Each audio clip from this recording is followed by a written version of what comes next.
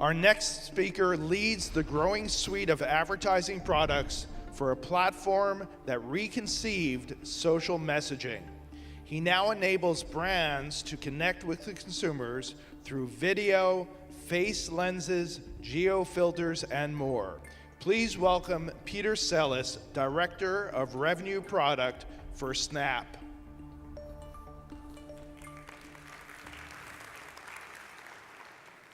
Thank you, Voice from Above.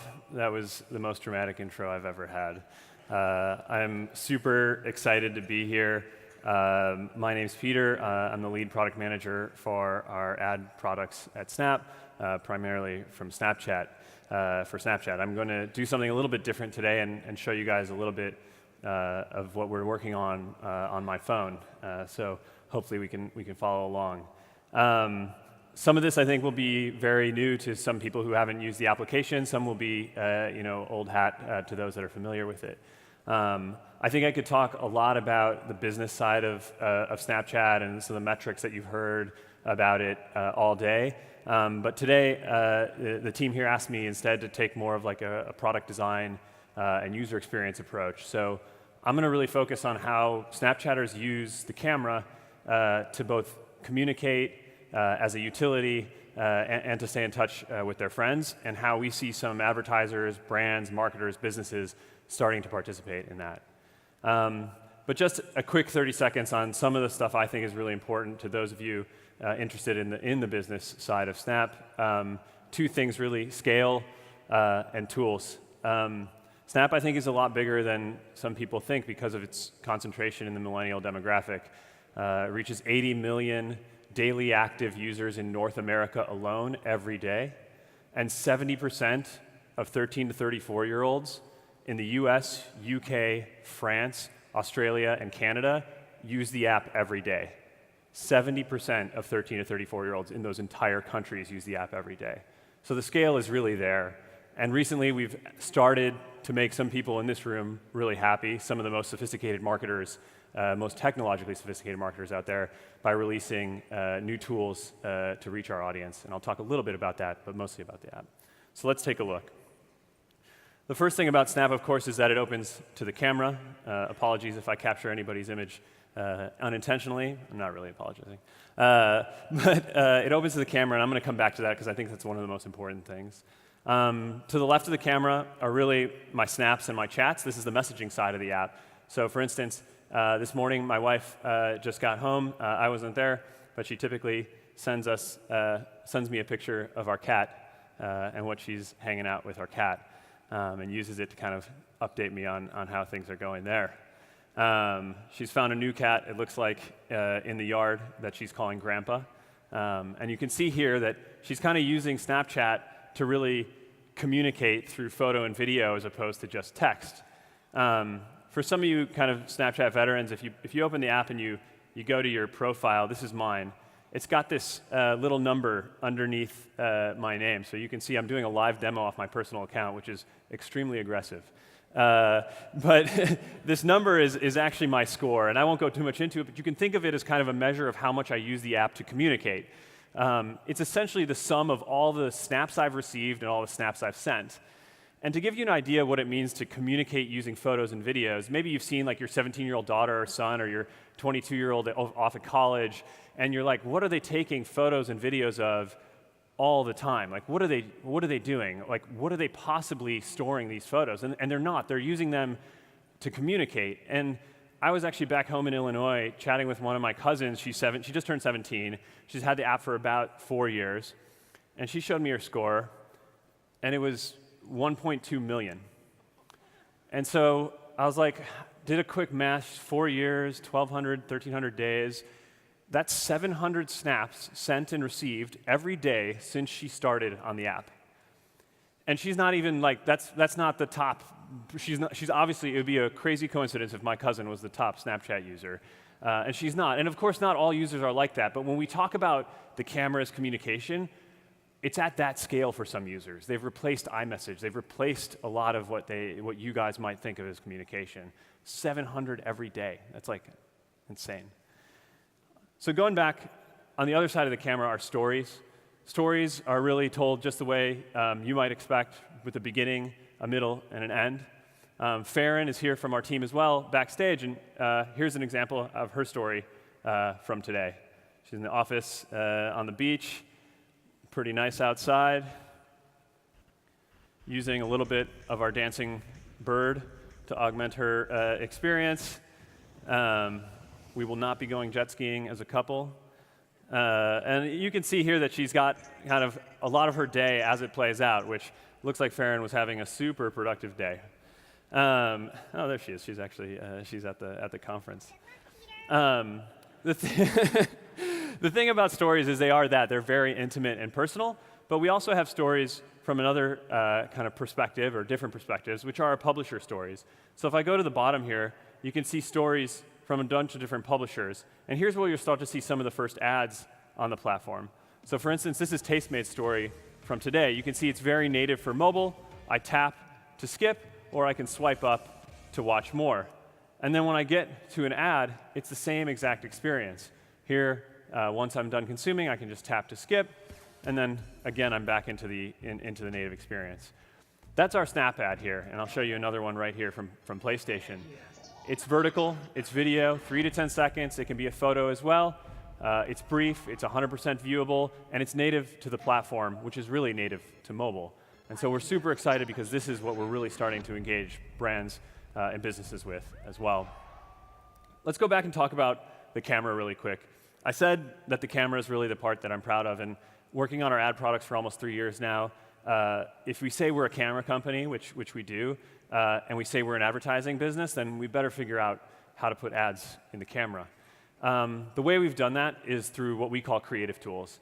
I'm going to do the most critical thing that every user on Snapchat does, and I'm going to take a selfie. Now, we kind of divide the camera into 2 stages, and I'm going to talk about creative tools that our users use afterwards. So you can see some ones on the right. And I think this is where we started to learn that our users are using the camera more and more as a utility.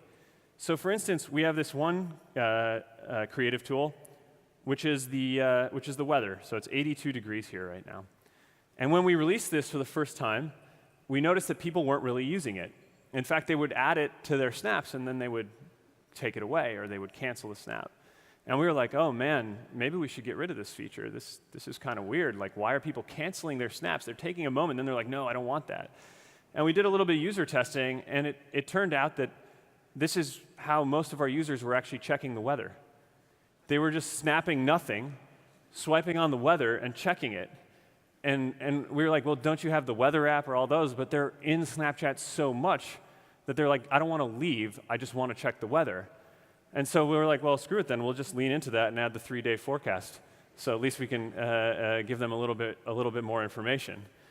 And obviously, like, this is the type of stuff that, you know, as somebody on the outside, as a non-user, it's not necessarily kind of obvious. We've added more utility. Some of you may have seen our Maps product, which shows your friends and different events across the map, or Shazam, which is integrated into the application so that you can just use it to Shazam a song. And you might say, well, they already have Shazam on their phone, but when it's become kind of the center of communication, it's really become this little operating system for their lives. One of the other kind of creative tools that we have are called geofilters, or filters. And I'm going to show you guys one that I had on my way over here from LAX. This is, I think, a really good example of how we think about the ad products helping our users and our advertisers at the same time. In some ways, a lot of users, especially Snapchat users, which is so centered around user privacy, they might think it's creepy that we know their location, or depending on how we use it. But when it's used to provide the weather, like a utility, when it's used to provide really fun local geofilters, like this one up here from Hollywood Beach, or when it's used by an advertiser, like Alaska at their terminals at LAX and PDX and ORD, it has a different feel to it. It provides utility. And for our advertisers, we actually treat this type of engagement a lot like you might like a conversion pixel on a website. We allow Alaska to now own that audience on Snapchat, so they can own their LAX audience, people who have interacted with the filter at LAX. They can own their PDX audience, and they can re-engage those audiences over time. They know those audiences on Snap. And that audience knows that Alaska knows them because they've seen the filter and they've engaged with it. And so we're really proud, I think, of the creative tools as a kind of unique way that advertisers can engage with a communication camera product, while the video ads provide more of the standard ad experience. Another thing that Snapchatters do, and we'll see how it works in the bright light, is probably one that needs very little introduction, and those would be our sponsored lenses, or our lenses. Lenses, of course, are super fun. We started augmented reality on Snapchat with something we knew everyone cared about, themselves. And so the selfie lenses, as they're called, they debuted. Dog face lens probably was the most famous, and now we have a whole host of them that you can have a lot of fun with. I think the best part about lenses for me personally is that I can pretty much botch the rest of this presentation and you'll just be looking at my face. No. It's that they give Snapchat what we call single player mode. You don't have to have friends. You don't have to feel social pressure. You don't have to share it with all your third aunts and the crazy people on your feed. You can literally just have fun with it like I am today. And we've actually had a couple of advertisers do some really fun stuff, like Bank of America, who put me as the whole family here for their travel rewards card going on vacation.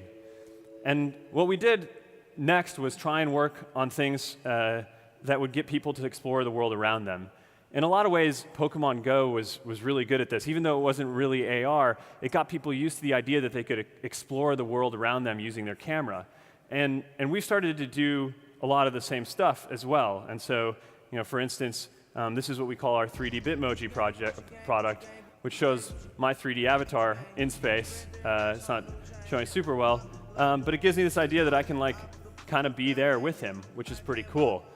And probably the most famous example of this is the dancing hot dog, which Evan, our CEO, actually mentioned to the press as probably one of the most famous AR characters of all time. And this has enabled brands to do some really fun stuff. So for instance, we had Netflix with their Stranger Things release actually putting you inside the room, the living room, from the movie. And you can see here, to the uninitiated, I just look like an idiot up on stage right now, but you guys know that I'm actually exploring kind of this augmented world. And in a lot of ways, the technology itself has been around for a while, but because Snapchat has trained that user into looking in the world around them, we think we're at a really good place to start to introduce more and more augmented reality products and experiences, both to businesses and consumers over the next few years. So I guess, with that, I want to just say that it was really a long time in coming for us to ever make an appearance here, because it's been really difficult in the past to engage with the Snapchat audience. But now with the tools on our ad platform, especially since we've gone to a programmatic ad platform, since we've enabled self-serve tools, and most recently, since we've allowed pixels for conversion tracking and remarketing, we feel in a much better place for a lot of the sophisticated advertisers that comprise this room. And then, of course, with our user base and a lot of the exciting new ways that people are using cameras to communicate and as a utility, we think Snapchat is something that is going to be really exciting as people experience the world around them, are traveling, are trying to find new places, are trying to discover things about the world around them. Thank you guys so much for taking the time, having me look up here like an idiot, exploring the world around me. Happy to chat a ton after this. Thank you. Ladies and gentlemen, Peter Sellis, Director of Revenue Products, Snap Inc.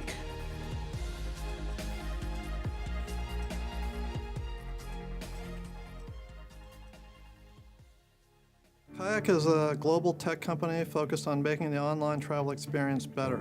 When people are searching for travel, if the site is really slow, they're going to go somewhere else. So for us, it's really, really important to get the results back to the user as quickly as possible. We need to have a content delivery network like Fastly to make sure that the content still gets there as quickly as possible. Fastly has a gigantic cache for a lot of static content, hotel images, JavaScript, CSS, stuff like that. That makes the experience for the user much faster to get that data. Where others see destruction, we see hope. Together, we can build beyond disaster. Together, a better world is possible.